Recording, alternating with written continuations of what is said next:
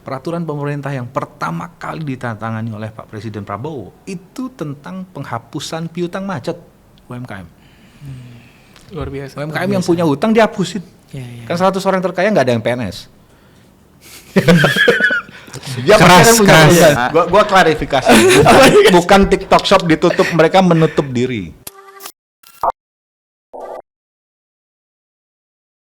Halo, sekarang kita kembali lagi bersama Hegemoni. Kali ini episode kedua. Kali ini kita kedatangan tamu spesial bernama Pak Wintor Rahmada. Beliau adalah Direktur Utama dari Smesco Indonesia. Beliau sangat berpengalaman mulai dari dunia digital marketing sampai dengan saat ini beliau sebagai pengurus dari Smesco Indonesia. Halo, selamat datang Pak Wintor di podcast kami. Terima kasih. Sehat ya? Sehat Pak, alhamdulillah. Gimana Pak Wintor, sehat? Sehat, alhamdulillah. Terima kasih udah diundang ke Hegemoni. Iya, nah boleh Pak perkenalan dulu ke teman-teman kita. Jadi Hegemoni ini sebutan audiensnya namanya Hegemonian. Oh, oke. Gitu. Kenalin Pak, Bapak Wintor ini sebagai apa gitu Pak? Hegemonian Hegemonian, halo, sama saya Wintor Rahmada, Direktur Utama Smesco Indonesia, salah satu badan layanan umum di bawah Kementerian UMKM. Kantornya ada di Gatsu di Jakarta Selatan. Oh, Smesco itu apa sih Pak? Kan banyak yang nggak tahu nih. Termasuk saya juga sebenarnya awal-awal. Smesco itu badan layanan umum, artinya Oke. lembaga di bawah Kementerian UMKM. Oke. Nama nomenklaturnya sebetulnya adalah Lembaga Layanan Pemasaran. Oke. Smesco itu nama kerennya. Tapi kalau nama nomenklatur itu adalah Lembaga Layanan Pemasaran Usaha Mikro, Kecil dan Menengah. Oke, berarti langsung di bawah Kementerian UMKM. Langsung di bawah Kementerian UMKM. Oke, tugasnya biasanya apa Pak si Smesco ini? Sesuai dengan nomenklaturnya ya kita membantu layanan pemasaran untuk teman-teman UMKM. Kalau gue bilangnya selalu gampangnya gitu ya. Iya. Tugas kami adalah membuka akses pasar untuk produk UMKM. Udah itu aja. Oh, Gimana akses pasar ini kan panjang. iya. Kita ngomongin medianya berarti akses pasar online offline. Kemudian kalau kita ngomongin coveragenya domestik atau luar negeri. Gitu. Gede sih sebetulnya. To be exact, misalnya kalau Brighty nih masuk ke Smesco, apa yang bisa dilakuin oleh Smesco untuk support Brighty? Gua tanya balik, berarti perlu apa? Oh, oke. Gitu. Karena saya sendiri punya belief gitu ya, bahwa setiap UKM, setiap produk, setiap perusahaan punya permasalahan yang berbeda-beda. Iya pasti. Strategi itu unik. Strategi bisnis itu kan unik. Dipakai di Brighty belum tentu bisa dipakai di tempat yang lain, bener nggak? Yes, betul. Gitu. Jadi kami di Smesco jarang membuat program yang mengeneralisir semuanya. Oke. Gitu. Beberapa program kami justru dibuat secara custom berdasarkan permintaan dari komunitas. Komunitas itu kan berarti mereka punya kepentingan yang sama, punya permasalahan yang sama. Permasalahan ini simpul mati yang harus kita pecahkan. Mungkin Smesco yang bisa mecahin itu. Oke. Let's say kalau misalnya kita mau, kebutuhan kita nih, misalnya kita mau ekspor ke luar negeri misalnya. Ya, misal kita mau Ke Malaysia expand ke deh. Malaysia, ASEAN Contoh, lah. Ya ASEAN. Ya. Kira-kira apa yang bisa disupport sama Smesco? Kebetulan ini sekarang Smesco sedang ada program bagus bekerja sama dengan salah satu platform. Gitu. Kita akan launching nanti di bulan Februari, tetapi memang masih di fashion, kita masih belajar. Kita akan ekspor cross border ke Malaysia atau negara-negara ASEAN. Yang perlu tahu adalah produk kita kan keren-keren di produk Indonesia. Setuju Pak. Di Brazil itu ekspor cross border kita melalui platform ini terbesar itu batik. Oke. Brazil. Ke Brazil. Gitu. Cuman kalau fashion kita ekspor cross border jauh lebih mudah. Kenapa? Perizinannya relatively Lebih mudah ya lebih mudah. dibandingkan produk-produk kalau kosmetik skincare kosmetik. karena dia nyentuh kulit tubuh kulit. lah. Iya sih. jadinya perlu perizinan yang lebih lanjut di negara tujuan. Ya kalau di Indonesia kan Iya. ada BPOM Ada ya. BPOM, di luar apa sih FDA ya? FDA. Ya, kan Iya, kita iya. nggak mau bawa teman-teman ke negara lainnya ilegal kan nggak mau juga. Pasti Iya, dong pasti Pak. dong. Ya kan semuanya Iya, iya. mesti legal ngikutin aturan. Cuman di aturan setiap masing-masing negara kan punya aturan masing-masing. Iya. Itu yang mesti dipatuhi. Oh, oke. Di Smesco udah dari kapan Pak Winter? Dari Januari 2021. Januari 2021. Waktu itu gimana ceritanya Pak bisa ada di Smesco Pak? Perjalanannya Pak Winter. Saya kan dagang ya, gue nggak mau nyebut bisnis lah. Saya beda kayak Adi atau Raffi yang berbisnis bagus jadi keren. Kalau saya nyebut diri saya dagang, karena saya berusaha melakukan semuanya sendiri dan memang saya tidak membangun bisnis gitu. Semuanya yang bisa saya outsourcingkan, jadi cost-nya menjadi sangat rendah. Semuanya pakai sistem, pakai template gitu.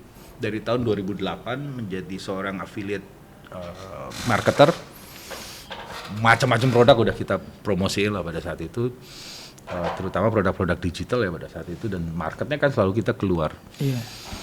Kemudian 2013-14 kita masuk market lokal untuk produk-produk CPI ya, cost per install, cost per install. Cukup lumayan juga. Kemudian ya udah kita balik lagi ke market luar via Amazon. Mungkin ya karena aktivitas komunitas internet marketer ini kan kita dulu tersilo, terpisah-pisah. Di luar negeri itu komunitas internet marketer tersilo, terpisah-pisah. Mereka nggak saling bantu sama lainnya. Yeah. Di Indonesia tuh enggak, kita itu berbeda.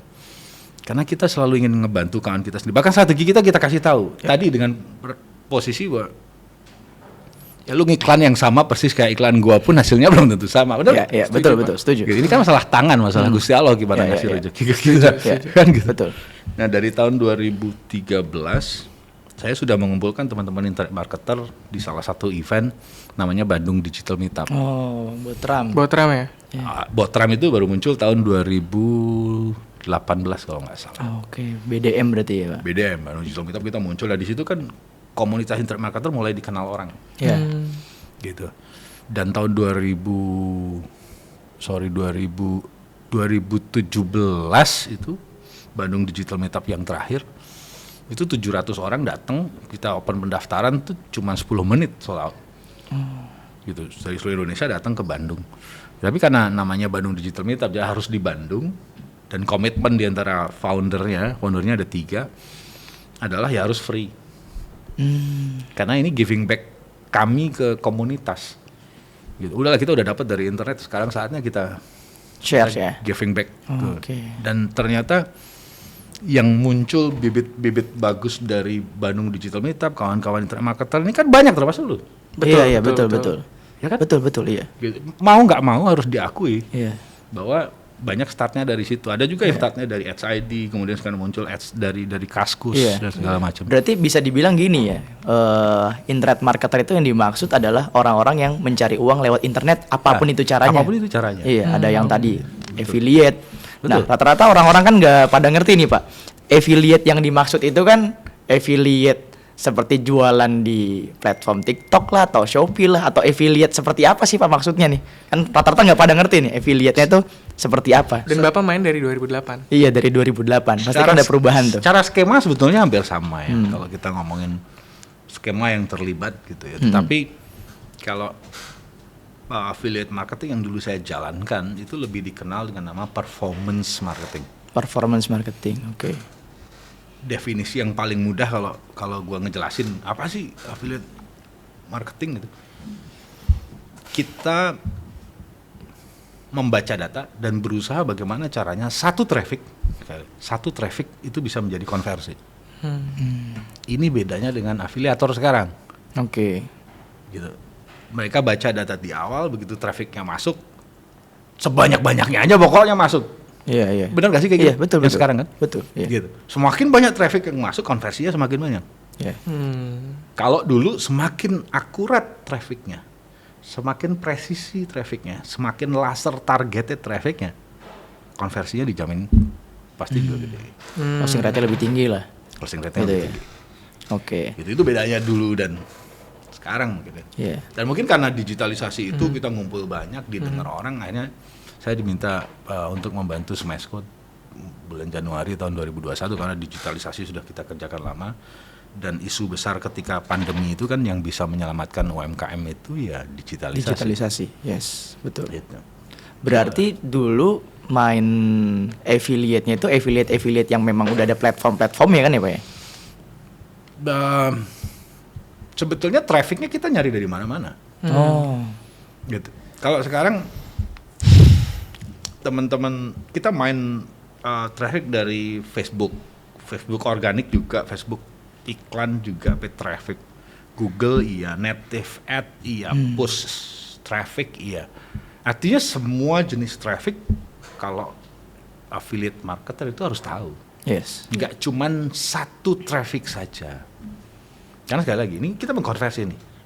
Bagaimana caranya satu traffic ini kita mesti analisa biar bisa jadi satu traffic ini kita analisa biar gimana caranya menjadi konversi. Dikasih upselling lah, dikasih ini lah, dikasih itu lah, dikasih ini gitu. Sekarang masih banyak nggak yang main affiliate dengan metode seperti dulu Pak? Pasti kan ngikutin nih pertumbuhannya. Masih ada. Cuman saya belum lihat kalau di Indonesia mungkin udah berkurang banyak kali ya. Kebanyakan Iya, di luar banyak kan ya. di teman-teman internet marketer kan juga bermutasi lah. Iya, benar. Bermutasi juga, mereka berevolusi lah. Iya. Gitu. Kalau dulu mainnya AdSense terus yang main AdSense sampai dengan sekarang ada nggak Pak? Ada. Tetap ada. Ya, tetap ada main AdSense. Ada. Betul. Tapi yang main AdSense kemudian lari ke dropshipper atau dari jualan akun Facebook misalnya. Iya. Lari ke dropshipper. Iya.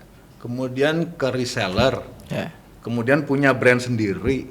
Yes. Kemudian punya kantor di Bekasi juga ada. Itu siapa Pak? Kenalin dong Pak sama kita. Jangan sebut nama lah. Ada. Ya kan? Artinya ini kita ngomongin evolusi ya. Iya, Kita iya, ngomongin evolusi. Ada yang sampai sekarang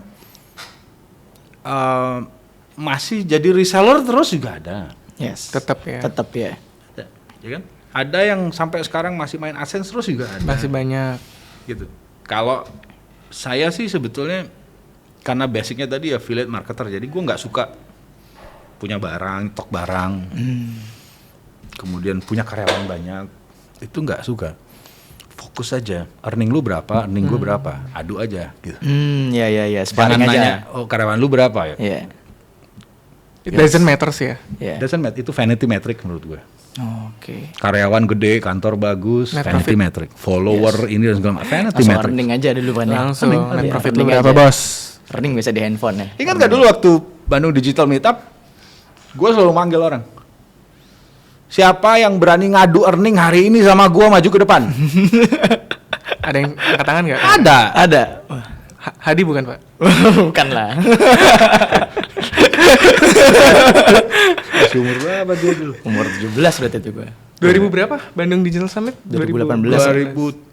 2013 sampai 13, 17 bro. Wah, Gua masih terakhir SMP. 17 terakhir 17 Oh gitu, siapa yang berani ngadu earning sama gue maju ke depan? Ada yang maju, kecil-kecil mereka, nih gue gede. Gak ada yang bisa tuh berarti tuh. Gak ada yang ngalahin Pak. Wis. Enggak, Sampai hari ini. enggak bisa, waktunya enggak ada. Waktunya bro, enggak ada.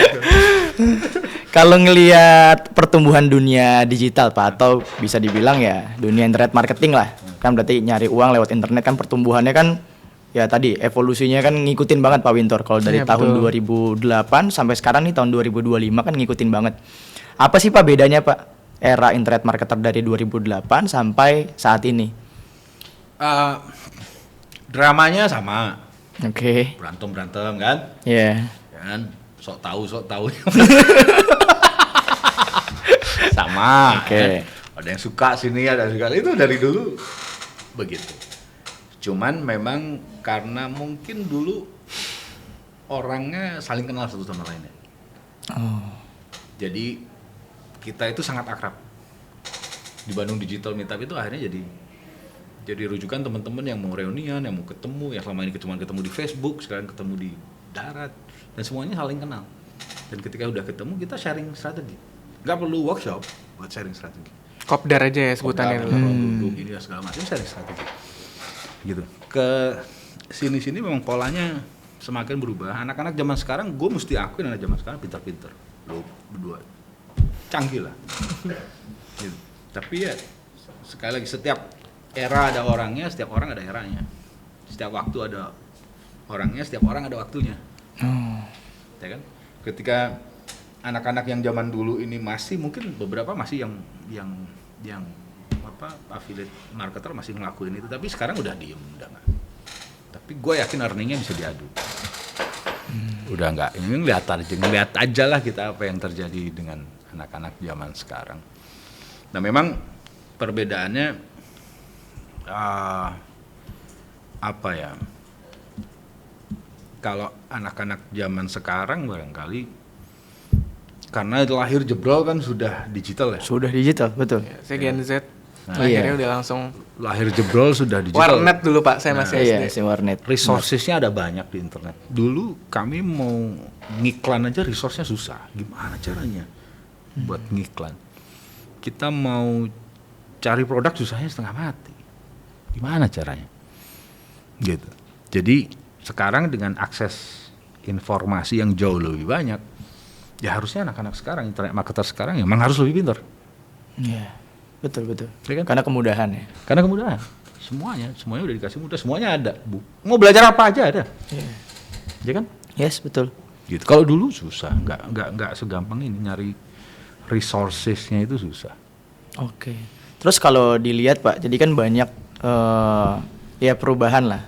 Kalau dilihat future dari 2025 mungkin ya, dari 2025 sekarang nih sampai ke depan, menurut Pak Wintor secara future masa depan di dunia internet digitalisasi itu akan seperti apa sih sudut pandang Pak Wintor? Pasti bakal begini. At some point semua yang bermain dengan internet marketer akan bergantung ke platform. Oke. Seru nih. Bener gak? Iya. Ngiklan di Facebook ya bergantung sama Facebook. Yes. Ngiklan Google Ads ya lo akan bergantung sama Google Ads. Ngiklan CPAS ya akan bergantung kedua platform itu at the end. Iya. Ya kan? Jadi kalau mau lihat bagaimana ke depan, kita mesti lihat platform-platform apa yang akan muncul ke depan. Oke. Ya, Mau nggak mau pasti seperti itu. harus ngikutin tren. Mau nggak mau harus seperti itu. Kalau supporting teknologinya, AI gitu misalnya, Iya. kan AI bukan platform, AI support. Setiap platform dia bisa punya AI, Betul. Machine learning-nya lah ya. machine learning ya kan? Ya. Gitu. Itu juga kita harus waspadai karena itu bisa mengenhance, bisa nge-leverage tujuan kita menjadi lebih cepat. Misalnya gini, perusahaan-perusahaan besar di Indonesia, let's say siapa ya, Jarum lah gitu misalnya. Perusahaan sebesar Jarum itu perlu berpuluh-puluh tahun untuk mempunyai valuasi seperti sekarang ini. Yes. Nah, per tahun 2000-an, 2010 lah gitu.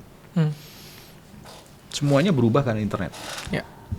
Bukalapak, Tokopedia, kemudian Traveloka. Semuanya tiba-tiba bisa menjadi unicorn dalam waktu 6 sampai 10 tahun. Oke. Yang tadinya berpuluh-puluh tahun. Sekarang makin pendek nih. Untuk mendapatkan valuasi yang segitu gedenya. Iya. Makin cepat lah. Makin cepat kan? Iya. Ini panjang, makin cepat. Makin cepat. Nah, sekarang kita punya blockchain. Kita punya AI. Yes. Ini mau seberapa cepat lagi kita? Kan gitu. Ini makin pendek. Tap. Tapi jangan lupa, yang umurnya panjang ini dia everlast juga. Ya betul. Yang makin pendek ini makin instan. Ya resiko matinya menjadi Lebih semakin cepat besar karena juga, learning ya. curve, Iya. proses belajar. Iya. Gitu. Semua pendiri-pendiri perusahaan besar, 100 perusahaan, 100 orang terkaya di Indonesia masing-masing punya perusahaan sendiri-sendiri. Kan 100 orang terkaya nggak ada yang PNS. Dia Keras, pasti kan punya keras, perusahaan. keras. Dia punya perusahaannya sendiri-sendiri. kan? Iya. Nah itu dia sangat fokus Hmm. dengan bisnisnya. Sampai tua, Sampai mungkin didelegasikan. sampai didelegasikan. Kapan boleh pindah industri? Menurut saya ketika dia memang sudah punya liquidity yang cukup. Gitu, ya kan? Nggak ada juga founder dia mau gede bikin podcast, nggak ada juga. Karena kita belum besar. Karena kita belum besar. Zaman dulu kan nggak ada podcast. Zaman dulu. Tapi menarik sih Pak. Tadi kan menarik tadi adalah kita harus ngikutin zaman kan. Iya, Siapa platform betul. apa yang lagi Iya, naik nih lagi di naik, tiap betul. tahun kan di 2025. Karena traffic di situ. Traffic di situ. Iya. Nah, tapi yang saya penasaran juga yang sering Bapak mention adalah kita harus mandiri terhadap semua lah. Kita nggak boleh bergantung pada platform. To be exact sebenarnya apakah kan sebenarnya sampai hari ini ya kita ngomong apa adanya ya. Tokopedia deh yang nyawanya, value-nya sebelumnya di Indonesia. Ya. Ternyata di acquired sama 75% sama ByteDance. Ya. Nah, Ya. gimana kita bisa mandiri secara traffic dan secara platform, Pak? Loh, traffic kan bukan cuma dari Tokopedia. Traffic bukan cuma dari TikTok. Google juga traffic, ya kan? Yang organik SEO juga traffic. Gitu. Jadi kalau teman-teman UKM misalnya itu punya toko misalnya. Punya toko di salah satu platform misalnya dan itu cuma punya toko di situ kan bahaya juga. Semua yang cuma satu kan bahaya. Oke. Gitu. Mestinya kita tahu 2, 3, 4 atau 5 traffic yang berbeda-beda. Gitu. Benar nggak? Iya sih. Nah, masalahnya memang sekarang platform-platform yang besar lah. Ya semua audiens berkumpulnya ya di situ. Ya. Semuanya kan, malah hampir mayoritas lah. Kayak scrolling Ya. TikTok aja tuh satu orang kalau kita lihat di handphone. Bisa berapa handphonenya jam tuh lah. Bisa berjam-jam. Berjam-jam. Iya, ketimbang mereka scroll artikel, Ya. scroll Instagram mungkin ya. Ya, shifting media yang Iya. kita lihat ya mungkin yang Iya. sebelumnya di era sebelum pandemic itu kan biasanya sebelumnya YouTube ya, yang cukup YouTube, tren iya. dari 2017 sampai 2019, 2020 udah masuk ke short form video. Short video. Ya, jadi TikTok. Ya itu sih paling penasarannya adalah gimana biar si kitanya nggak, karena kan pasti hanya akan ada dua pemain Pak sebenarnya, dua Iya, dua yang besar lah. dua yang besar. Itu di industri manapun pasti hanya akan dua yang bertahan. Kalau Bapak mention kita nggak boleh bergantung sama platform, sedangkan by default akan hanya ada dua pemain nih, terutama Iya. di e-commerce ini. Menurut Bapak gimana pandangannya? Iya. Apa baik kita menunggangi aja? Iya. Ya walaupun kalau menunggangi lama-lama kita dihajar lah ibaratnya. Ya, resikonya ada. Resikonya. Mungkin menunggangi oke lah. Maksudnya gini, memanfaatkan platform yang ada sekarang semaksimal mungkin, we seize them gitu maksudnya. Yeah. Itu kan nggak salah juga. Tapi bergantung kepada satu platform itu big no. Oke. Bisa nyebut, Pak sekarang kan semuanya kumpul di TikTok. Ya. Apa semua produk berhasil di TikTok? Nah, Nggak semua. Nggak semua Nggak dong. semua juga. Nggak semua juga, betul. Gitu. Yang saya pelajari bertahun-tahun di affiliate marketing itu adalah semua produk bisa dijual online. Hampir semua produk bisa dijual online, tapi nggak semua produk bisa menemukan traffic yang cocok untuk dioptimasi. Iya. Iya, betul. Jadi walaupun mungkin ada satu platform yang trafficnya kecil, tapi dia bisa optimasi di situ. Benar nggak? Ya. Gitu. berarti bisa diambil kesimpulan sebenarnya yang paling penting adalah kita punya konsep omni ya Pak. In term of traffic ya? Yes. Yes. In term of traffic. Gitu. Penasaran lagi. Sebetulnya semua sih. Lu di supplier lu kalau cuma punya satu kan juga Ya, setuju. pusing juga Ya, kan? benar. setuju. Ya, kan harus dalam tanda kutip ya pecah power pasti dong. Iya, pecah power ya. Semuanya wajib kita jalani, benar. Tapi yang saya penasaran nih Pak dari sisi consumers nih Pak. Ini kan sebenarnya yang saya lihat sebelumnya orang terbiasa belanja itu transfer. Sekarang dengan adanya e-commerce itu jadi cash on delivery. Bahkan ada bisa sekarang tuh dibuka dulu baru bayar. Iya, dibuka Nah, dulu baru bayar. yang saya penasaran, ini kan kita mau ngarahnya ke mandiri secara selain traffic ya, mandiri untuk purchase-nya. Misalnya nih kita mau bikin website. Kayaknya yang Bapak lihat nih, apakah memungkinkan hari ini brand-brand lokal atau brand-brand yang ada di Indonesia untuk ngarahin audiensnya ke website? Karena kan sebenarnya by default semua behavior audiens kita dibentuk oleh pendanaan platform E-commerce ya. e-commerce. Iya. Shopee yang ngebawa cash on delivery pertama kali. Sampai hari ini kita mau develop website kita, ya mau nggak mau harus ngikutin cara mainnya e-commerce. Nah, Kita ngomongin cash on delivery-nya Ya. atau platformnya nih. Ini dua hal yang berbeda nih. kalau saya penasaran ya, gimana kita bisa mandiri secara platform? Maksudnya dalam artian kita pengen audiens kita bisa buying our product in our website gitu, Pak. Sedangkan Seperti di luar lah. Seperti di luar, Iya, di di Singapura luar, deh, di iya, Malaysia. Singapura, iya, di Malaysia, Di Malaysia. Malaysia saya punya pengalaman jualan langsung ke website dan langsung purchase Iya, di purchase website tersebut. Sedangkan di Indonesia susah. Karena susah. traffic lu bergantung ke satu platform. Dan platform itu tidak akan memperbolehkan lu convert di tempat yang lain. Coba, lu kalau pakai social commerce, lu ngiklan Ya. di Instagram misalnya, lu iklan arahin ke website. Ya. LP2WA aja. Landing page ke WA convert gak? Ya nggak banyak, pasti ada prosesnya LP2WA. Iya, Ya. convert. Convert. tetap. Teman-teman juga Iya. convert. Convert. Itu convert di kita sendiri dan bisa COD juga. Iya. Ya kan? Gitu. Jadi traffic kita mesti punya pengetahuan banyak. Sebetulnya kenapa bukan nggak boleh punya traffic kita satu, bukan nggak boleh, tapi kan mesti jaga-jaga ya. Iya, jaga-jaga betul. Kan gua nggak mau lagi, kembalikan TikTok shop kami, kembalikan TikTok shop kami kan. Siapa, Pak? Tadi dia. Kembalikan TikTok shop kami.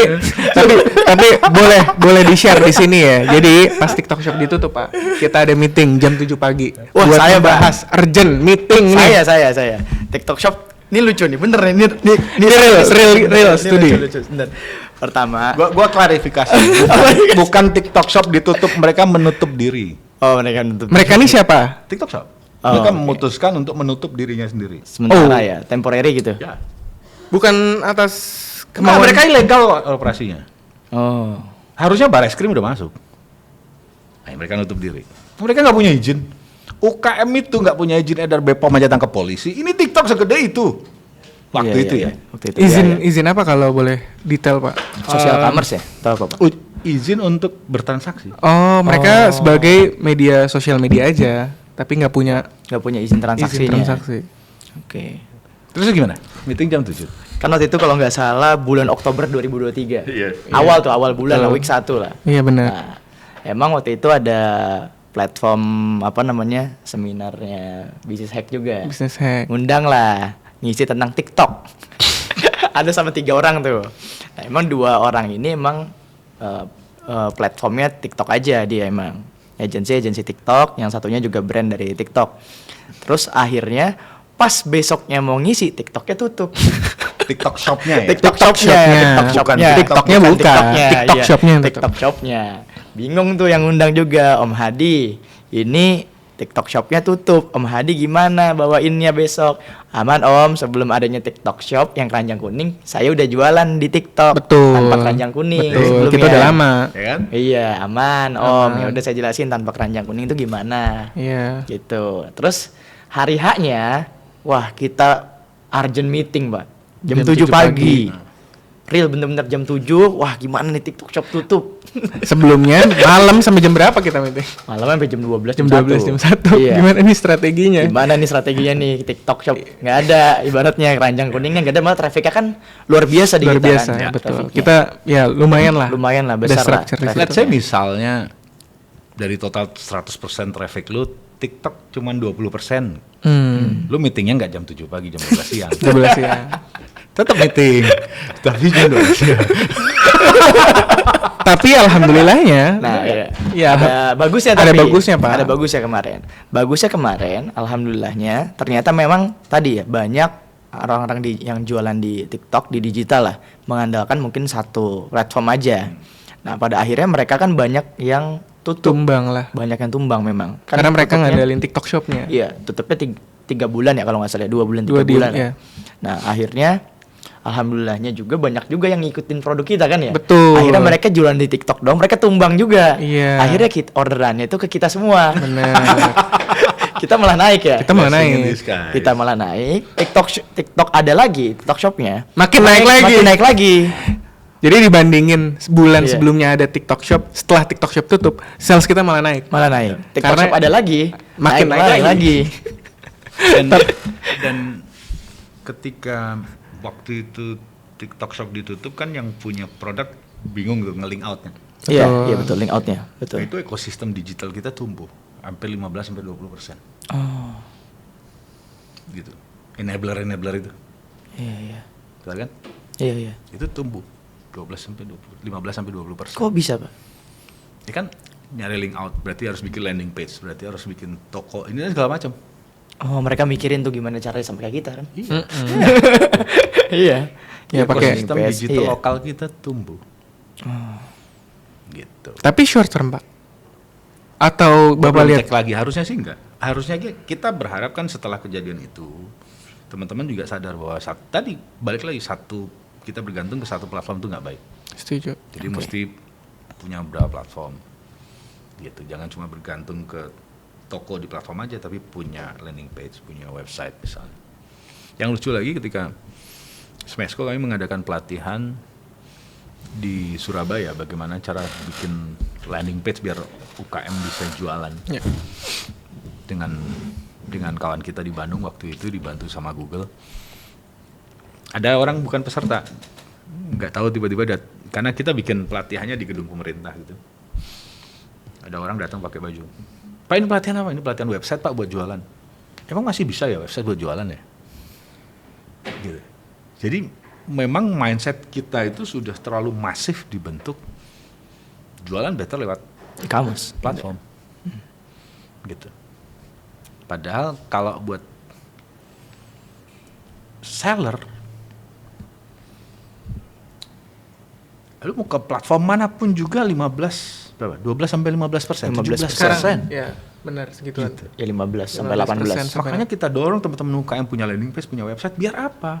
Profitnya lebih gede. Nah UKM kita itu oke lah. Sekelas berarti udah nggak mikirin lagi. Lu lahir dari digitalisasi. Teman-teman UKM kita itu ngambil profitnya masih 30%, bos. Iya. Gimana caranya? Gitu.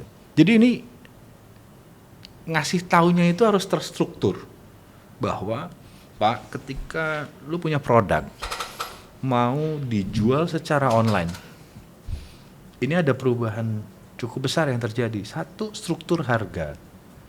Ini nggak pernah ada yang ngajarin. Benar kan? Struktur harganya ini berubah loh, Pak. Oke, Iya. benar. Nggak bisa pakai struktur harga yang produknya sama, Iya. tapi struktur harganya berubah. Satu. Ini kan setiap cara kita mempromosikan produk kita sebetulnya kan unik juga. Pak, lu nggak online, tapi pakai reseller, pakai dropshipper, strukturnya kan berubah juga. Sangat Iya, berubah. iya, berubah. Ya kan? Betul. Gitu. Bayangin ketika teman-teman UKM ini ngambil untungnya hanya 30%. Mau kemana ini produknya? Nah, belum lagi kita ngomongin perizinan. Saya selalu ngasih contoh misalnya orang jualan bakso. Setiap hari jualan bakso, kemudian pandemi. Matilah, dia nggak bisa jualan kan? Iya, betul. Cara dia survive gimana? Di frozen. Yes. Frozen kan? Iya, frozen. Dia Betul. jualan gimana cara di frozen. Begitu bakso ini jadi frozen, dia harus punya izin edar BPOM. Punya label halal. Gimana dong itu, Pak? Ya itu efek dari digitalisasi yang kita nggak bisa pungkiri. Tapi ketika dia punya izin edar, ketika dia punya sertifikasi halal, dia bisa memasarkan baksonya ke seluruh Indonesia. Nggak cuma di komplek gue aja. Ya kan? Ya jadi lebih aware juga kan Nah. dianya ya. Lebih ke edukasi juga. Gitu maksudnya. Jadi kemandirian itu sebetulnya yang saya selalu gembor-gemborkan bahwa tujuan kita adalah bagaimana caranya kemandirian UMKM itu salah satunya adalah yaitu jangan bergantung ke satu platform. Semuanya mesti dipikirin betul. Mau pameran ke luar negeri, ya mesti diperhitungkan biayanya gitu. Jangan ngikut pameran dari pemerintah terus-menerus misalnya. Iya. Kan bisnisnya kan berarti nggak jalan, Iya. ya kan? Iya. Pemerintah bantu promosi ya, pertama, kedua, ketiga, abis itu silahkan dealing langsung sama buyer, langsung kontak, silahkan.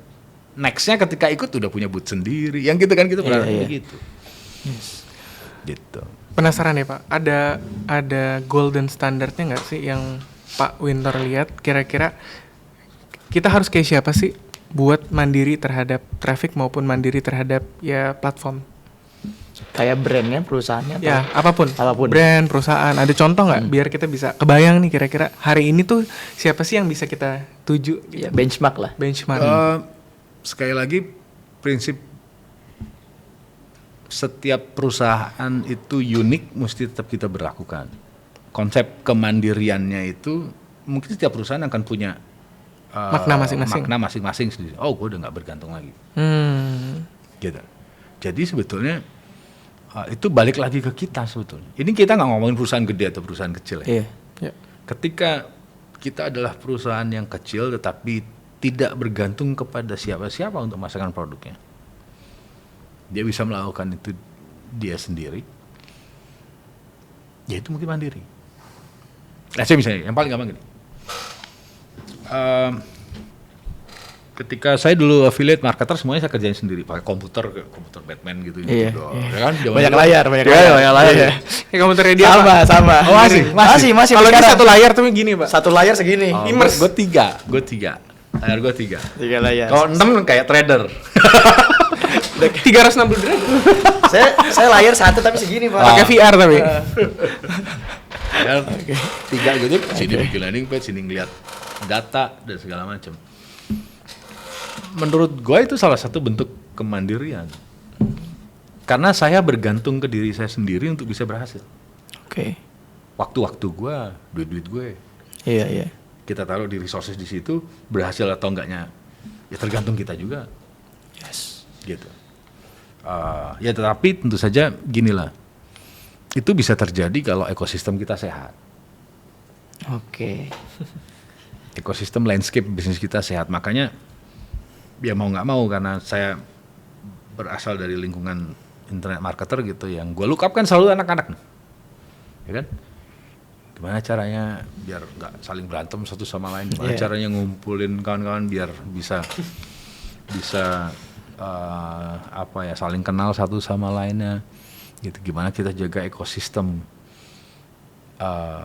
digital kita ini sehat? Yes. Kira-kira jangan ada eksploitasi lah. Iya. Lu tau lah. Kalau ada anak-anak yang datang ke saya itu, biasanya mereka ngadu. apa tuh, Pak?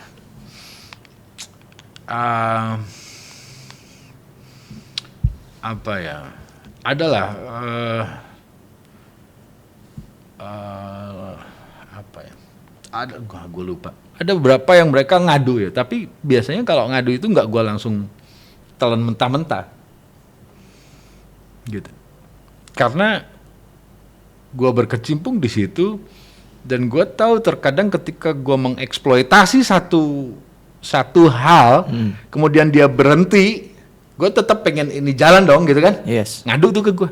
Pak udah susah nih gitu ya, atau gimana? Nah, gitu. Kalau saya nggak terlalu mentah-mentah, gue bentar ya, gue cek kanan kiri. Iya.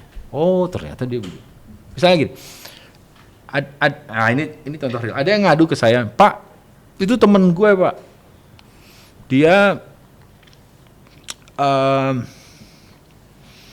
dropship produk orang. Oke. Dia Promosiin produk orang. Terus dia ganti supplier. Ya. Terus dia ganti supplier. Ngedropship barang yang sama. Ternyata barang yang di dropship ini barang palsu. Dituntut sama yang punya barang asli. Oke. Nah, anak ini yang ngedropship ngadu, Pak, gue dituntut nih, tolongin dong, gitu. Nggak cerita latar belakangnya. Iya. Kan gitu. Gue nggak tahu Pak kalau itu palsu. Come on, kita juga semuanya tahu gitu. Pasti dari harga aja. Ayolah, kan gitu. Iya. Gak usah munafik lah. Kita udah sama-sama tahu. Nah, yang gitu, yang Iya. gitu tetap mesti hati-hati. Permasalahan COD, fake order dan segala macam ini kan nggak sehat, bikin kita nggak sehat. Ya, COD ini nggak sih apa? Banyak juga yang jualan COD barang-barang busuk gitu, Pak. Nah ya itu, Iya kan? iya, kan bikin kita nggak sehat. Nggak sustain lah. Baratnya jualan dress gamis gitu, bahannya kayak saringan tahu gitu loh. Iya. Harga-harga 10.000 di supplier dijual 75.000 kayak gitu-gitu kan? Apa 150.000? Iya. Apa 199.000? Dulu eranya kayak gitu. Di Surabaya iya. ada influencer besar nge-review produk. Ternyata produk palsu yang di-review. Mati. Gimana tadi, Pak? Yang di Surabaya influencer. Kalau buat kami sebetulnya Yang ini yang jarang dilihat ya sebetulnya. Dan ini sebetulnya udah di berita mana-mana sih, walaupun jarang di ini juga. Isi produk yang ada di e-commerce itu kan rata-rata produk impor. Oke. Dan ada Indef tuh bilang sampai 80% dan segala macam. Oke lah itu. Tapi ada satu masalah besar yang nggak pernah diungkap. Produk palsu. Yes. Produk palsu. Ini lebih parah karena bikinnya di Indonesia. Iya. Ya kan? Gitu. Produk palsu ini belum pernah ada yang ngangkat. Bahwa di e-commerce itu penuh dengan produk palsu. Iya. Setuju, Pak. Setuju. Bahkan ya kita pun juga dipalsuin. Dipalsuin. Iya. Ya brand kita Iya kan? dipalsuin. Iya pasti dipalsuin. Dan kita udah ngecek ombak ke teman-teman. Produk palsu tuh biasanya ada di satu daerah, di daerah Kabupaten Bandung. Iya ada di Kabupaten Di Bandung. Tasik biasanya. Nah, Tasik. ada yang ngomong di Semarang. Iya. Semarang juga ada. Ada juga Semarang. Cuman masalahnya gini, ada dua permasalahan. Yang pertama, ketika lu lapor produk palsu ke platform yang sangat berkuasa itu, lu mesti naruh, tolong take down yang ini dong, tolong take down yang ini linknya, Iya. ini linknya, Iya semua. ini linknya, Iya. ini linknya, kan bener kan? Iya, betul, Capek betul. kita kan? Iya. Lu yang punya produk, lu mesti kerja buat platform buat nge-take down. Iya betul. Nggak bisa kayak gitu. Harusnya platform bertanggung jawab atas konten yang ada di dalamnya. Iya. Gitu. Jadi harus dia tahu kalau ini produk palsu sikat. Tapi permasalahan yang kedua adalah ketika itu produk palsu, produk dipalsukan tapi produknya baru, platform akan minta surat haki itu, haki merek. Benar nggak? Iya. Betul. Haki merek. Haki merek itu baru diterbitkan 2 tahun. Ya. Iya. Tanda daftar merek itu tidak diakui sama platform. Oh, harus yang memang didaftar kalau Harus sudah DJKI. sertifikat Iya, haki merek. Sertifikat haki merek didaftar. Berarti kan? Gitu. Dan ini kan rasanya gede banget. Dan jangan lupa, buat platform nggak masalah customer beli produk palsu atau beli produk asli. Buat Ya, tetap mereka kan untung. GMV juga. GMV Ini juga. total betul, transaction betul. value. Iya betul betul. Bisa dong Pak, itu bantuin kita. Karena emang jadi isu yang Iya, cukup. isu produk palsu itu gila sih. Saya sudah ngobrol dengan 2 platform, kita akan coba beresin ini. Thank Kita you, akan Pak. launching kampanye anti produk palsu. Nice. Gitu. Saya selalu bilang sama teman-teman di platform bahwa ini part of merah putih kita, bahwa Iya. teman-teman UKM ini susah payah bikin produk ternyata dipalsukan, nggak bisa begitu juga. Gitu. Iya, yang untung malah si orang yang ngepalsuin. Oh, iya. Misalkan harga kita misal 70.000. Produk palsu tuh harga 25.000. 15.000 15.000, iya. Nggak berkhasiat komplain ke lu kan? Komplainnya ke betul. kita. Komplainnya ke kita. Benar. Padahal dia belinya produk palsu. Iya. Ini kan masalah problem. Kalau di offline nggak ada tuh begitu. Ketat, masuk rak kan ketat. Iya, masuk ke rak ketat, betul. Bener kan? Masuk rak tuh ketat. Orang nggak bisa jualan sembarangan mau masuk ke rak. Ada listing fee ini segala macam, Iya, bener kan? Iya, benar. MOU Di dan lain online sebagainya, nggak ada. SPK-nya. Jadi entry level kita masuk online transactions itu rendah. Semua orang bisa masuk, termasuk pemalsu. Iya, siapapun ya. Iya benar, kalau di offline ekosistemnya ke ya department store kan panjang banget kita juga prosesnya kan. Sih. Bisa berbulan-bulan. Iya, bisa berbulan-bulan Masuk. baru masuk. 6 bulan ada yang setahun. Iya, ada yang baru setahun, deal. ada yang 3 bulan, benar. Jadi kalau gue bisa bilang mungkin ini relate yang tadi. Gimana caranya biar kita nggak bergantung? Gimana caranya kita biar sustain? Jangan terlalu bergantung ke online. Udah bener loh. Iya, Buat saya next future gamenya adalah offline, Online to offline ya. online to offline. online to offline. Ya. Udah bener, gue udah lihat beberapa produk IT itu Iya, ya kita placement. di dekat Kita udah rumah. masuk semua Iya. Iya, modern trade. modern trade ya. Dan 2024 udah trial ke warung-warung. GT ke warung-warung udah. Ke general trade. Nah, Iya, kita ada sales canvassing juga. Ada nah sales itu canvassing. lu mesti berbagi strategi itu nanti ke UKM. Karena Iya. mimpi gue ketika pertama kali masuk Smesco bagaimana caranya membawa produk UKM itu masuk jalur FMCG. Belum berhasil sampai sekarang. Karena apa? Layering harganya. Iya, harga itu penting. Layer. Faktor nomor satu harga. Harga. memang. Tapi sebenarnya setelah kita calculate ya sebenarnya biaya masuk ke offline misalnya modern Iya, trade, iya. Ini dibandingin kita kemarin sama, risetan. sama Online. doing marketing online ternyata hitungannya sama loh, Sama, Pak. Pak. Sama, Ternyata, Pak. tapi strukturnya beda. Iya, cuma Betul. struktur aja, Pak. Sama, Misalnya Pak. biaya admin di Shopee dan TikTok Shop 15. range 15 sampai 18. Belum kadang campaign diskon. Campaign discount, Bisa marketing ya 15%, anggap lo udah kepotong 30%. iya, marketing cost belum. Marketing cost. Iya udah. Bisa 20%. Ya, yang- Sisa 50% sama. Iya sama Pak. Menurut saya yang di offline lebih mahal dikit. Karena kalau kita ngomongin online, kita ngomongin push pull. Ya, kita ngomongin push pull. Kalau ngomongin push strategi berarti kita mesti ngasih insentif ke distribusi kan, Betul betul. Iya, iya. agent ke ini dan segala macam kan Iya, sampai ke betul, sama. ngasih insentif kan. Pasti. Iya. Kemudian setelah ini sampai ke rack kan harus lu pull pakai iklan. Iya. Kalau nggak orang nggak ngerti Iya. apa brand Iya, brand betul. Equity. gitu, ya kan? Jadi tetap circle-nya FMCG itu menang karena ketika produk baru dilempar ke market, availability-nya di market itu ada, Iya, kemakan lah. dibantu sama udara. Iya. Gitu. Produk-produk FMCG kan seperti itu, dibantu sama udara, iklan TV, iklan ini dan segala macam kan. Iya. Ya, mungkin TV udah nggak relate lagi, mungkin iklan di sosial media, Sosial ini dan media. segala macam. Gitu. Selain ya tadi apa selling strategy on the spot ya. Yes.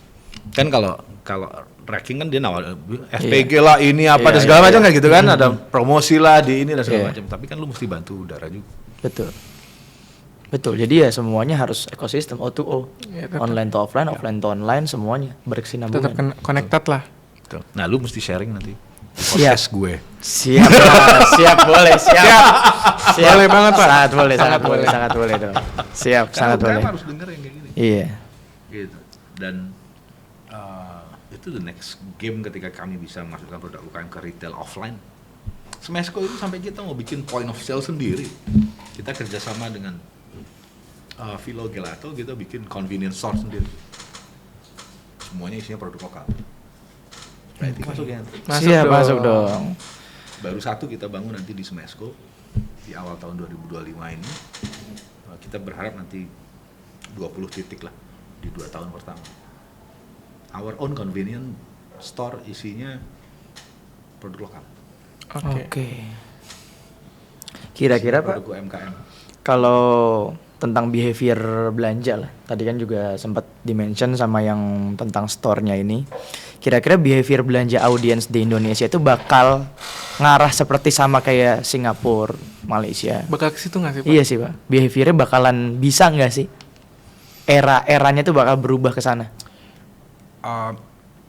Era ketika pertama kali kita percaya memasukkan kartu kredit nih, ke platform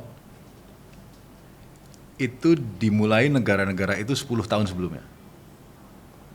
Jadi kita itu ketinggalan 10 tahun. Oke. Kita kan masukin kartu kredit ke platform apapun juga kan terkadang kita masih iya nggak ya? Iya nggak ya? Iya, iya, iya. Nanti di hack lagi. Nanti di ini lagi. Kan ada masanya ketika kita punya kartu kredit nggak berani juga mau beli apa-apa di situ. Kan simplest things ketika lu beli barang di platform, ketika lu masukin kartu kredit dalam platform, lu beli barang terus beli barang cas. Bener nggak? Iya, iya. Nggak perlu buka platform yang lain. Iya, iya. Nggak perlu buka platform bank, nggak perlu buka platform apa. Iya. Kan harusnya seperti itu. Itu luar negeri kan udah seperti itu semua. Yes. Kita masih nggak bisa. Kadang ke Alfamart buat bayar, Iya. kadang ke Indomaret buat Iya. bayar. Kirim uang masih di Alfamart atau Indomart. Iya, tarik tunai juga masih bisa. Tarik tunai, iya. Nah, gitu. Jadi, Pak bisa nggak Pak kita bisa kayak luar negeri? A part of our country bisa. Kita itu gapnya terlalu Terlalu negara jauh kita ya? ini terlalu gede. Which is good. Ya ada bagus ada ininya lah. Terlalu gede. Implikasi dari negara kita terlalu gede, ongkos kirim kita kemahalan. Iya. Ya kan? Kalau ke timur. Apalagi yang laut-laut ya Pak ya. Apalagi yang laut-laut. Lama. Ongkos kirim lama dan mahal. Shipping cost kalau ke Papua, ke teman-teman di Maluku misalnya sangat mahal, ya kan? Artinya produk-produk yang dihasilkan di sana nggak akan bisa compete di Jawa, sementara 60% Ekonomi customer di kita ada di Jawa. Iya. Jawa. Gitu. Tapi anak Jakarta, nah itu kan, bisa nggak kita behaviornya seperti Singapura? Gitu? Iya. A part of them mungkin ya, masih bisa jadi, gitu. Tapi saya yakin ini masih sedikit. Kayak AI. Terbatas. Gitu. Kita semuanya tahu AI akan membantu, bener nggak? Membantu, betul, betul. Udah dipakai? Nah kan? Pakai. Udah dipakai. Sudah Iya, pakai. kita tanya yang lain, udah dipakai? Belum tentu mereka pakai juga. Oke. kita tahu ini mau akan membantu. AI itu masih agak panjang lah kalau di Indonesia gitu ya, generatif AI ya, gitu. Tapi ya kalau nggak dimulai ya nggak akan jalan. Lu pernah ke Cina kan? Iya, pernah ke Cina. Cina itu kan teknologinya top banget. Top. Lu pernah naik kereta nggak di Cina? Pernah. Berantakan habis kan? Berantakan nih meliuk-liuk kan maksudnya? Enggak. Ngantri beli tiket aja orang.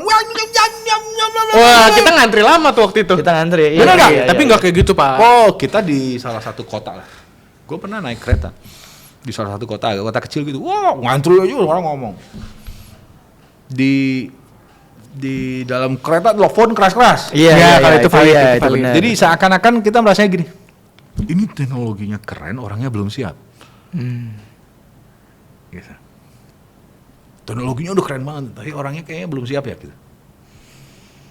Kita mungkin akan mengalami fase itu nanti. Iya, betul sih kalau itu iya. Setuju Gue kalau tuh itu. pernah ngalamin waktu main CPI ya, cost per install. Kan kita dibayar per install. Iya.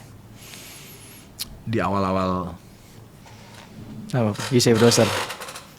ya salah satunya itu. Orang Indonesia itu bisa nginstall, nggak bisa uninstall. Itu PR itu. Waktu itu ya. Jadi tingkat retensinya kan kita kejaga terus tuh, bagus tuh, padahal dia nggak bisa pakai. Jadi kita ada gap-gap kecil lah gitu ya. Iya. Yang harus kita akui itu terjadi gitu. Iya. Dan ya kita harus cope sama itu. Kita harus memanfaatkan. Kita harus tahu gap itu ada di mana, mau kita manfaatkan atau enggak ya terserah sama kita, maksudnya gitu. Ya kan? Ya tingkat apa ya? Kan kalau teknologi itu ada early adopter, ada ya kan gitu. Iya. Panjang gitu. Face-nya. Gitu. Kapan running yang tadi, Pak? Store tadi. Yang dari Smesco. Store pertama kita di awal tahun ini. Kita sudah kurasi produknya dan sekali lagi ini store produk lokal, karena produk lokal itu kalau dikumpulkan dengan produk lokal yang mau banyak. Tapi kalau produk lokal, produk UKM dikumpulkan dengan produk FMCG, Jadi dia dispesialkan yang nggak spesial. Lu masuk ke mart itulah gitu. Yeah. Kemudian ada di sebelah pojok gitu di ujung aja produk UMKM gitu. Mau beli nggak? mempertimbangkan. Termasuk di hotel. Lu masuk ke hotel di lobby produk UMKM lokal. Somehow orang udah Underestimate. saya nggak tahu ya feelingnya apa ya. Tetapi kalau itu kita rubah sedikit, misal produk lokal itu, produk UMKM itu jangan ditaruh spesial, tapi masukkan ke rak Rak biasa. biarkan Iya, dia iya. bersaing dengan produk FMCG. Iya sih. Jangan dilabelin maksudnya. Jangan kan? dilabelin. Jangan dilabelin produk UMKM gitu. Jangan Iya. dilabelin. Kalau dia bikin roti misalnya lokal, biarin dia bersaing dengan roti Yang nasional lain, iya, punya. nasional. Iya. At the end dia harus belajar Iya. gitu, bahwa menangnya kita ada di lokalitasnya apa ini misalnya seperti itu. Ya. Biar dia present sendiri lah dengan karyanya ya. Saya lebih appreciate ketika teman-teman perhotelan misalnya dia mau, ayo Pak Winto kita bantuin jual produk Indonesia, produk UKM. Bukan terus, oke produknya kita taruh di lobby. Enggak, gue lebih seneng gini. Bantuin ya bener. Lu pakai piring apa sekarang, saya cariin piring lokal. Oh, jadi hal-hal yang paling simpel ya, Pak. Lu pakai bed sheet Lokal. apa sekarang? Mau ganti lokal ayo. Jadi ngebantuin produk lokal bukan berarti lu naruh pojokan ada tulisan produk lokal, produk UMKM, Iya, di iya. salah satu pojokan yang nggak jelas, gitu. It's such a gimmick aja. Iya. Kalau mau ngebantu produk lokal, ngebantu produk UKM, masukkan dia di supply chain lu. Gitu. Menarik. Kalau Smesco menarik sih. Jadi sebenarnya di Smesco itu projectnya di 2025 apa aja nih, Pak? Jadi mungkin bisa di-share kali ya. Jadi misalnya nanti Hegemonian bisa benar-benar Biar tahu lah. nanti gue minta mau datang ke Smesco meminta tolong bantuin ini, jadi udah kebayang nih, nggak yang tiba-tiba masalahnya kayak gini, tiba-tiba datang kan Iya. bingung juga. Iya, kalau mungkin gua kayak gue contoh ya nih. Ke Smesco tuh saat ini kalau lagi ada event, betul. event saat ini ya, event kayak Acara UMKM. acara UMKM, acara TDA, acara IDM tuh.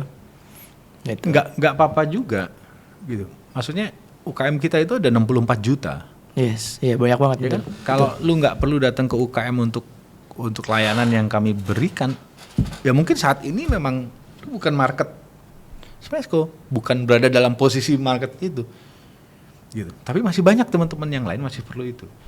64 juta tuh banyak banget. Banyak banget ya.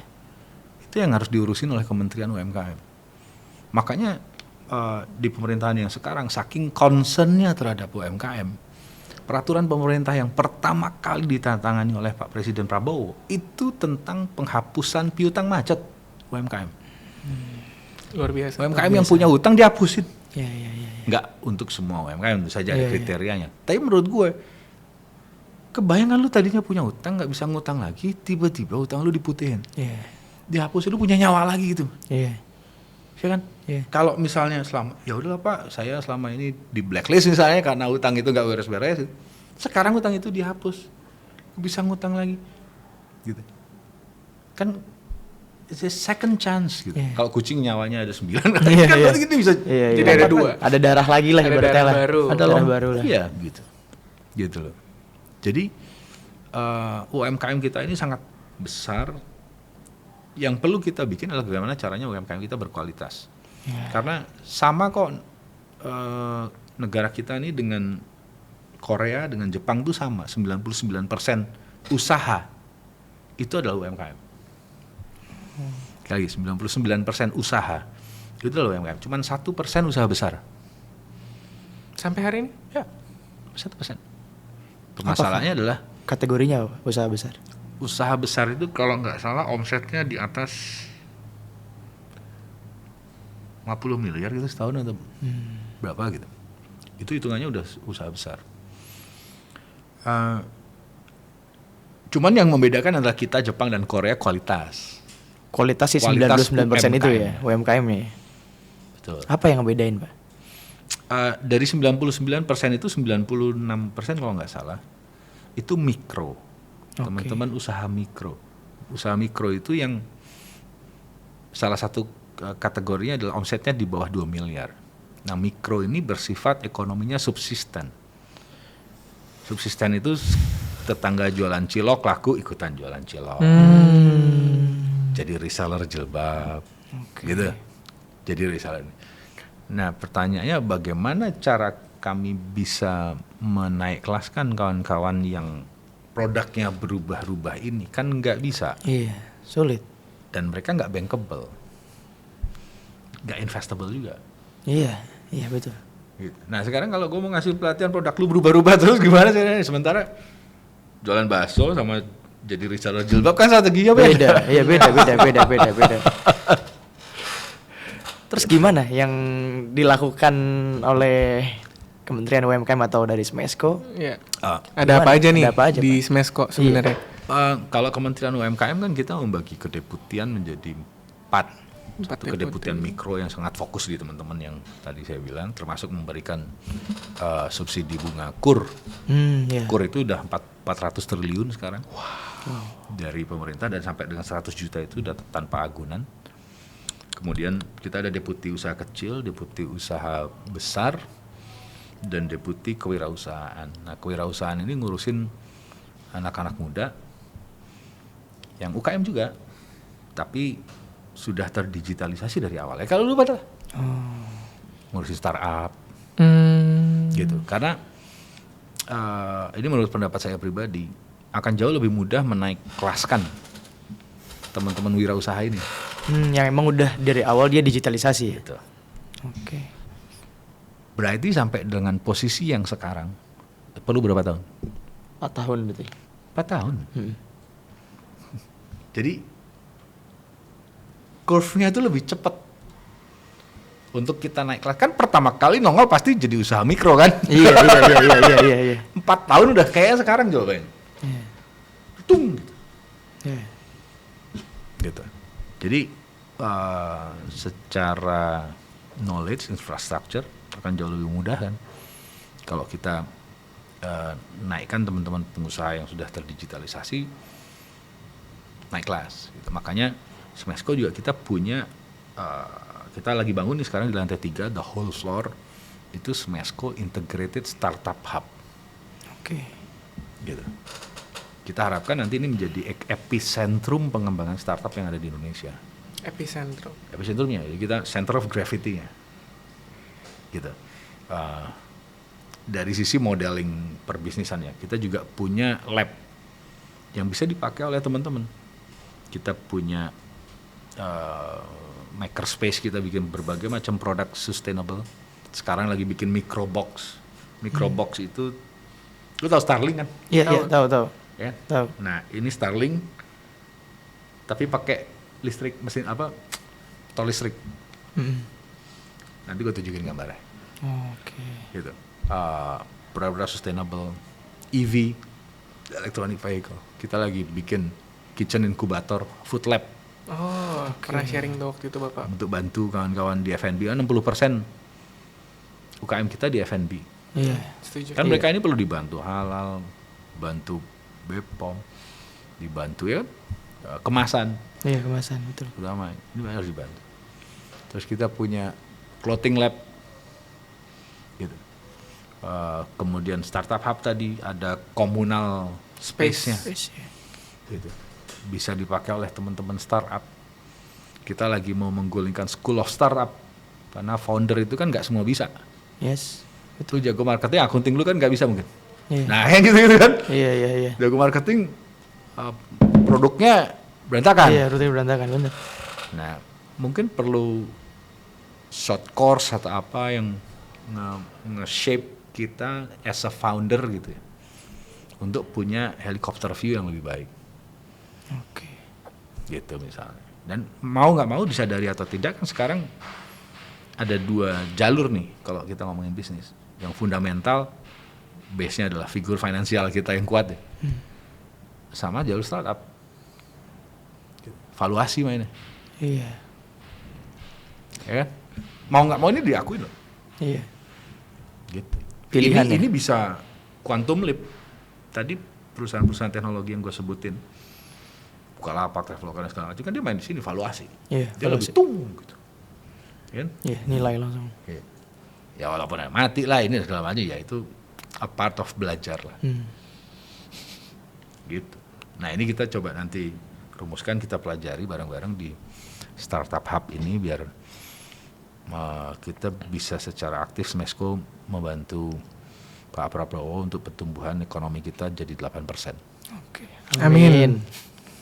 Gitu bos. Nah kita juga punya pusat layanan UKM. Pusat layanan UKM udah autopilot sih ini, kita udah digitalisasi, kita bantu haki merek, kita bantu Nah, ini sering kita dengar ya. BPOM, kita bantu izin edar BPOM, kita bantu halal dan segala macamnya. Dan itu kita pecahkan satu persatu. Haki merek itu dulu kesusahan teman-teman UKM karena ada satu surat rekomendasi yang dia harus dapatkan di dinas UKM, di dinas koperasi dan UKM lokal. Iya. Nah ketika mengajukan itu susah tuh biasanya, karena nggak semua UKM-nya terdaftar. Ini gue nanya aja, berarti terdaftar nggak? Gitu, maksudnya. Di dinas, bukan di perizinan ya, di dinas. Dinas tahu nggak ada berarti di sini kan pertanyaan gitu. Terkadang itu teman-teman yang munculnya belakangan itu mereka nggak terdaftar di dinas. Gitu. Nggak apa-apa juga, nggak salah juga. Cuman ketika nyari hakim merek itu harus ada surat dari dinas. Gitu, bahwa dia domisili di situ dan segala macam. Nah itu akhirnya kita break, simpulnya kita buka dengan ini udah suratnya dari Smesco, kan ternyata bisa, berdasarkan aturannya bisa. Keren. Jadi solve ya. Jadi solve. Jadi kami mendatangani surat rekomendasi untuk haki merek yang kemudian dikirimkan ke Kemenkumham yang total pembayaran proses ini cuma 500.000 dibayarnya semuanya di JKI. Gitu. Kalau menurut Pak Wintor nih Pak, kan ya tadi udah denger lah program-program dari Smesco ya, terus juga visinya, value-nya, rata-rata kesalahan UMKM atau lokal brand lah Menurut Pak Wintor tuh apa aja sih? Kan udah ngikutin banget nih. Ya,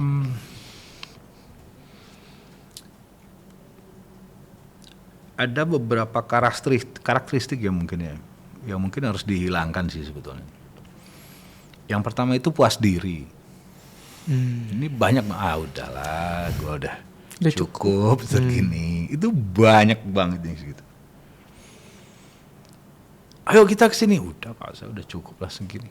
Itu banyak banget yang kayak. Padahal seharusnya bisa lebih banyak. Ya. Itulah kenapa kita suka, kenapa sih ini nggak bikin produk lagi, kenapa sih ini nggak, kan gitu, suka gitu kan terkadang. Ya tapi yang punya udah bilang, udahlah, dia nggak mau bangun bisnis, dia mau dagang.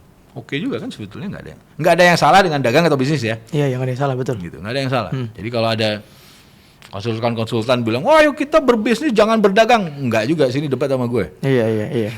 Ntar adu earning aja. Enggak. Nah selain puas diri, yang kedua minder bro. Minder, nggak percaya diri. Gitu. Di program ekspor yang kita sedang akan launching nanti di bulan Februari, itu gue udah dengar lama di salah satu platform ini yang punya program ekspor. UKM kita itu takut join ke situ karena dia nggak bisa berbahasa Inggris. Minder jadinya. Gitu. Padahal kalau dia buka toko di negara sana pakai platform itu ketika ada chat di-convert juga ke bahasa Indonesia. Jadi sebetulnya nggak perlu minder, saya nggak bisa bahasa Inggris, saya nggak bisa ini, saya nggak bisa itu. Sebetulnya itu udah bukan alasan yang valid lagi sekarang, karena semua tools kita bisa. Udah pakai ChatGPT semuanya copy paste kemudian di bahasa Indonesia kan semuanya. Iya, clear semuanya. Beres. Gitu. Yang ketiga sih menurut gua loncat-loncat itu cara mudah untuk gagal. Maksudnya loncat lagi gonta-ganti produk atau gonta-ganti platform? Anything, apapun itu. Gitu. Belum beres sama yang satu, dia bikin produk lagi satunya. Belum punya produk yang bisa jadi anchor, dia bikin lagi yang lainnya. Gitu. Jadi fokusnya kepecah. Gitu.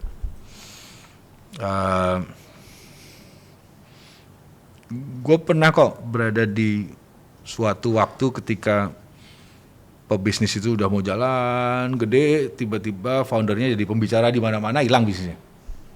Gue nggak ngomongin lu, enggak. Enggak. Jangan Pak. Enggak, tapi kan tadi nanya begitu. Iya, Nanya itu ya, benar. Padanya aja. Iya, padanya saya begitu. Salah satu faktornya apa aja? Kan permasalahannya bukan karena dia diundang kemana-mana, tetapi permasalahannya adalah karena nggak fokus. Oke. Gitu. Kan dengan berbagai tools yang sekarang digital yang ada, seharusnya kan bisa membuat kita menjadi lebih fokus. Ya kan? Gitu. Nah itu penyakit sih dari dulu kita begitu. Gitu. Tapi ya negara kita ini negara besar. Kita sekarang sudah bukan saatnya lagi juga kita terlalu bergantung ke produk-produk impor. Per tahun 2015 sih saya lihat sih, 15, 16, 17 itu produk lokal kita udah mulai naik kan. Skincare, kosmetik lokal kan di tahun-tahun itu sebelum dihajar sama TikTok Shop waktu itu. Ya kan? Itu kan mulai naik tuh, tap lokal semuanya. Gitu. Memang at some point dalam kapasitas tertentu mungkin nggak bisa juga membuat produknya di negara kita, tapi kan itu ketika berada di satu level tertentu. Betul. Ketika berada di bawahnya ya lu mesti bikin produknya di Indonesia. Dan ini yang saya berharap teman-teman internet marketer ini bisa menjadi lokomotif lagi dalam artian. Karena skincare lokal itu, kosmetik lokal itu diakui atau nggak diakui, lokomotifnya adalah teman-teman internet marketer yang jual online. Benar nggak? Iya, betul. Diakui atau nggak diakui. Nah sekarang ini kami perlu the second push. Produk apa lagi nih yang kita naikkan? Gitu loh. Produk apa lagi nih yang kita naikkan? Gitu. Kosmetik lokal itu kita bisa klaim kok. komunitas internet marketer itu bisa clear. Gue tahu betul. Switching kawan-kawan dari jualan produk impor ke kosmetik. Iya. Gitu. Ya kan? Gitu. Jadi tetap tujuan akhirnya gimana produk kita bisa berjaya di negeri kita sendiri. Wah. Ini nggak bisa ditolak, nggak mati. Pak Prabowo juga selalu bilang kita kemandirian pangan kan, kemandirian pangan, kemandirian energi. Yes. Hilirisasi. Gimana Hilirisasi. kita hilirisasi, Itu yang selalu digaungkan. betul, hilirisasi. Kita nggak impor beras lagi ya kan, itu swasembada penting pangan sih. dan Iya. segala macam kan itu. Yes. Eranya adalah era seperti itu ketika masing-masing negara sekarang melindungi kepentingan domestiknya. Trump yang kemarin baru dilantik dia bilang America first. Kepentingan Amerika dulu yang diutamakan. MAGA, Make America Great Again. Ya, kan? Yes. Yeah.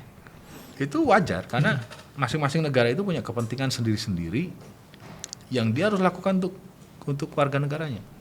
Kita mau ekspor pisang,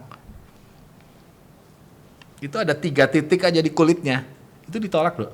Ekspor pisang itu perlu 26 sertifikat untuk masuk ke Jepang nggak masalah. Ada 3 titik di kulitnya ditolak. Dan siapa yang mau makan kulitnya men? Iya. Pisang kan dibuka. Iya. Gitu. Sementara produk impor masuk ke kita dengan sangat mudah ya. Gitu. Jadi sebetulnya sudah wajar kalau kita melindungi kepentingan produk lokal kita dari produk impor, dari produk luar negeri masuk ke kita. Karena apa? Ya kita harus tumbuh. 99% UMKM loh. Iya, 99. Ya 99% UMKM. Kalau produk yang sudah dibikin oleh UMKM lokal ini dibikin juga oleh negara lain kemudian dimasukin ke negara Habis kita, dong. habis lah. Gitu. Jadi ini kita nggak cuma ngomongin teknologi. Ketika pengalaman gue waktu itu urusan sama TikTok Shop itu, banyak yang dalam tanda petik menyalahkan saya karena kita nggak bisa ngebendung teknologi, kita nggak bisa ngebendung teknologi, kita nggak bisa teknologi itu kita harus beradaptasi dengan teknologi. Kalau gue masih jadi affiliate marketer, gue bakalan ngomong begitu. Iya. Ya. Iya. Tapi kan begitu masuk ke Smesco, saya punya point of view lain yang teman-teman nggak punya. Iya. Point of view government, ya kan? Yes. Salah satu point of view government itu, oh iya benar teknologi nggak bisa dibendung, tapi kita bisa perlambat sebentar. Kok kayak gitu? Iya, daripada teknologi masuk, Habis semuanya. habis semuanya. Kita perlambat, di sininya kita siapin. UMKM-nya biar Iya, daripada teknologi masuk kematian massal. Iya. Ya itu point of view seperti itu yang ketika gue berdagang gue nggak punya. Dan masalahnya yang nyerang gue waktu itu point of view-nya cuma itu. Affiliate ya yang nyerang ya? Ya siapapun itulah. Iya. Point of view siapapun itu, banyak influencer yang nyerang. Oh teknologi nggak bisa dulu teknologi. Sini saya bilang. Ya, gue baca tuh di komen-komen ya. Ini nggak ngerti affiliate nih Pak Winter nggak ngerti affiliate. Tapi itu seru sih. Kita kan lawan capital besar ya. ya betul. Gitu. Tapi ya saya selalu percaya kalau apa yang kita lakukan ini punya value kebaikan. Itu yang ngedukung pasti organik. Value kebaikan karena pada saat itu kan banyak juga yang terluka karena TikTok Shop. Iya. Value kebaikan itu yang kita bawa, banyak yang dukung juga akhirnya. Hanya kebuka sana, kebuka sini, kebuka sana, kebuka sini, kebuka kan. Fakta-fakta itu. Ya, akhirnya ya lu mesti comply dengan apa yang ada di negara. Ini negara kita kok. Gitu. Ketika ada produk asing masuk negara kita, dia harus comply dengan negara kita. Itu udah clear. Jangan sampai merugikan netizen kita. Itu juga udah clear, bukan kita berarti bertentangan dengan investasi luar, yang enggak juga, kita juga perlu investasi. Tapi jangan sampai merugikan rakyat kita sendiri. Gitu, bro. Menarik. Sebagai direktur Smesco yang mewadahi UMKM, mungkin satu pertanyaan Lagi. terakhir, Ya, oke. closing. Apa satu pesan penting untuk UMKM yang ada di Indonesia menurut Pak Wintor? Ada dua cara biar kita bisa sustain. Ada dua cara biar kita bisa sustain. Satunya caranya Darwin atau caranya Mike Tyson. Oke. Oke. Kalau kita pakai caranya Darwin, berarti kita tagline-nya adalah survival of the fittest. Yang paling bisa beradaptasi dengan kondisi lingkungan sekitarnya, dia akan sustain. Ya kan? Gitu. Jadi kita mesti menyesuaikan dengan kondisi lingkungan sekitar. Platform nambah, kita menyesuaikan. Ini nambah, kita menyesuaikan. Gitu, kan gitu. Adaptif kata bagusnya. Tapi cara Mike Tyson juga bisa bikin kita jadi juara. Mike Tyson itu dia menang jadi juara. Bukan karena dia beradaptasi dengan cara lawan. Karena dia tahan pukulan, bro. Dulu butuh pukul apa aja, maju aja terus gitu dia. Mike Tyson itu menang karena dia juara. Mike Tyson itu menang karena dia tahan pukulan. Bukan karena dia bisa mukul. Dua itu aja. Lu kalau mau Luar sustain. biasa. Keren. Oke. Clear, waktunya sudah habis. Oke. Mungkin terima kasih banyak saya ucapkan kepada Pak Winto Rahmada selaku narasumber kita pada hari ini. Saya ucapkan terima kasih, sangat bermanfaat ya.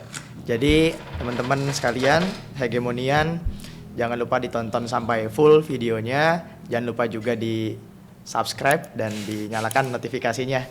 Terima kasih. Thank you, Selamat siang semuanya. Sampai jumpa di episode selanjutnya. Thank you. Thank you, Pak Winto.